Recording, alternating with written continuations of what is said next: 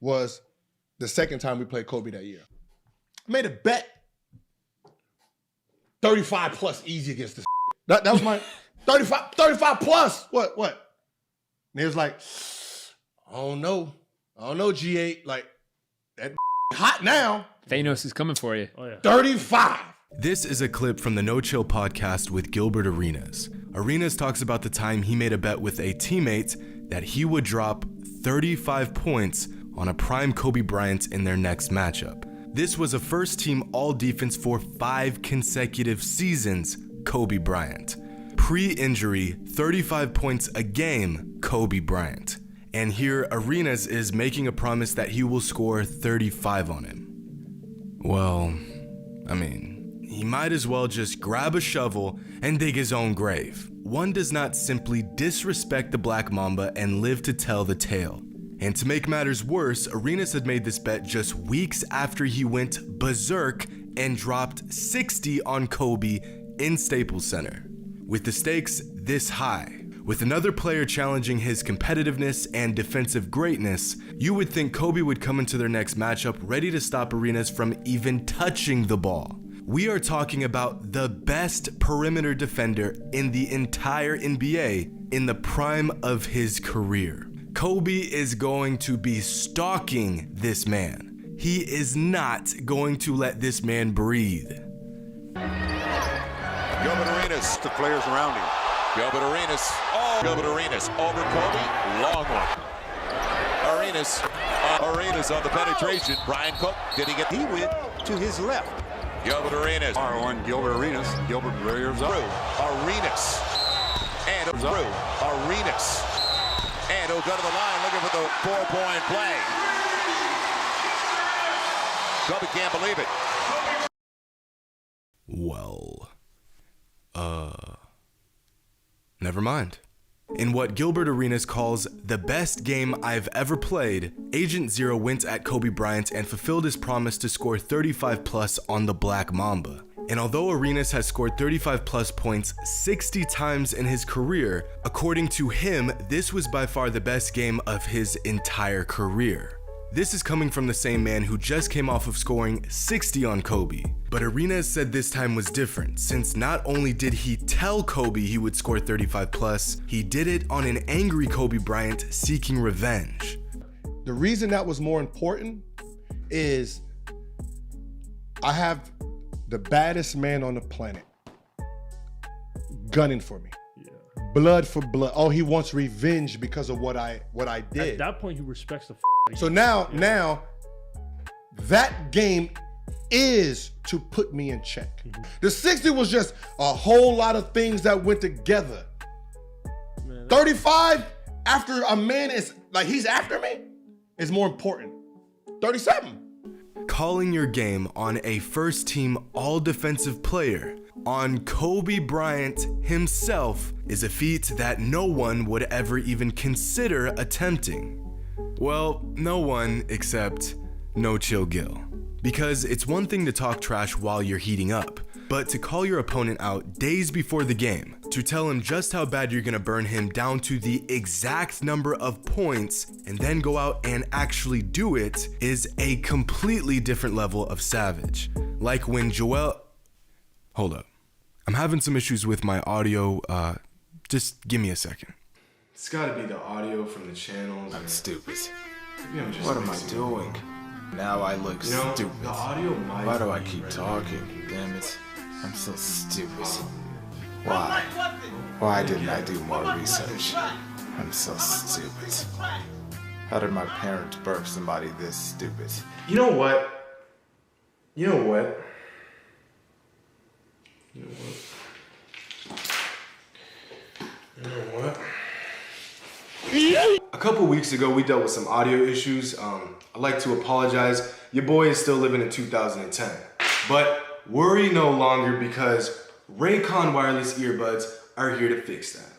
Raycon wireless earbuds have generously sent me a pair of their E25 headphones, and brothers, you have got to get yourself a pair. These things are incredible, and check this out. Raycon earbuds start at about half the price of any other premium wireless earbuds on the market, so you're getting exceptional listening quality at a price you just can't beat. Their latest model, the one they sent me, the E25, is their best one yet. With 6 hours of playtime, seamless Bluetooth pairing, more bass, and a more compact design that gives you a nice noise isolation fit, you can experience your favorite audio at the highest, most premium quality.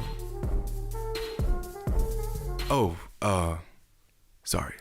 They come in a full range of colors and patterns, and their sleek design doesn't have any wires or stems. So do yourself a favor and head over to buyraycon.com/highroller and get yourself a pair today.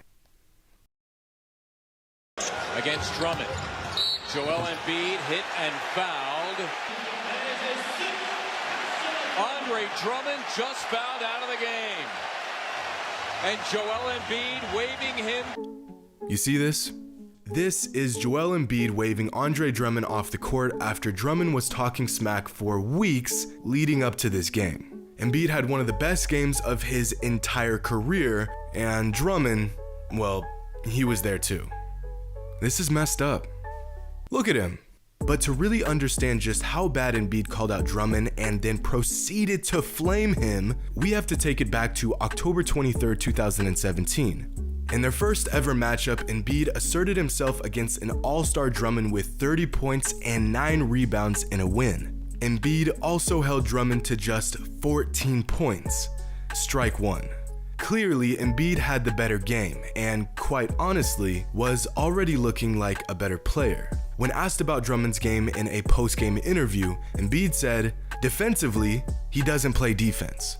Which is redundant and not even all that accurate. Statistically, Drummond is an above-average defender. In fact, he outperforms Embiid in most advanced defensive categories. But Embiid wasn't trying to spit facts. He was trying to hurt feelings, which he clearly did, continuing to pick apart Drummond and his game throughout the entire interview.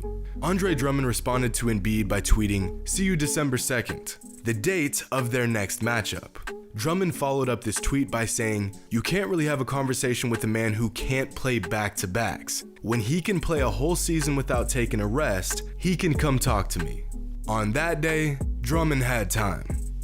But maybe he should have checked his watch again, because all that time clearly did him no good. On December 2nd, Embiid gave Drummond the business again by dropping 25 and 10 in another win. And another, and another. But to add insult to injury, Andre Drummond, who went off for a whopping 14 points, fouled out of the game while Embiid waved him off the court. Bye, have a great time. That's strike two, buddy. Fast forward to the following season, and Embiid continued to abuse Drummond by dropping 33, 11, and 7 on the man. But wait. Drummond scored a blistering 14 points.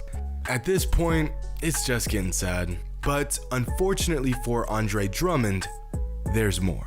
Following this heated battle, Drummond truly sealed his fate by sharing some harsh words for Embiid in an interview, saying that Joel Embiid was fat and that he locked Embiid down.